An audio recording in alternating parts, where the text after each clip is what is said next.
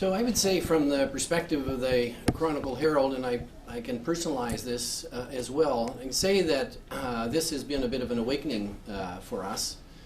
For those of us who were born, grown up, spent most of our years in Nova Scotia, I think it's intuitively we all recognize that the sea is part of our essential character. So there's virtually not a family in Nova Scotia that hasn't been touched by tragedy or triumph that somehow is linked to the ocean, whether it's through our fishery or through our military or events like the Titanic. So we all understand our relationship and our deep abiding connection with the sea. But in the case of Titanic, I think that one might say that over the years perhaps we've started to lose the linkage and lose the power of that story, and perhaps tend to even forget the extent to which the Titanic has become and remains part of the essential character of Nova Scotia and Nova Scotians. So this has been a bit of an awakening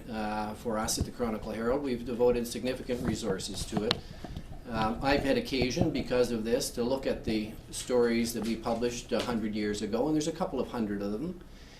And they are written in extravagant language that was common in newspapers of the day, and they are powerfully evocative. And all of you would understand the pressures of deadlines and the pressures of trying to gather data, and it's a terrific story from a media perspective, just the gathering of that news and thinking about doing that in the absence of the internet, the absence of texts, the difficulties of long-distance communication. So it's been a very powerful exercise for us. We're delighted to be a part of it.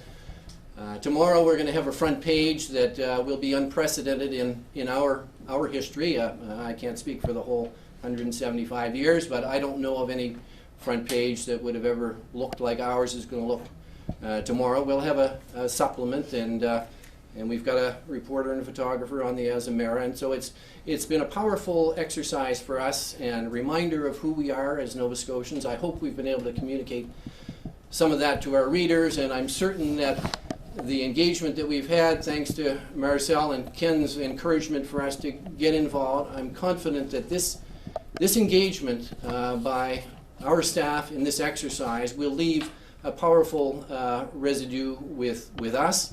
And it will be a reminder of the role of Halifax and Nova Scotia in this historically important tragedy. And ultimately, more important for me, I think it will remind me and all Nova Scotians of some of the big contributors to the essential personality, the essential characteristics of Nova Scotians. So we're delighted to be involved.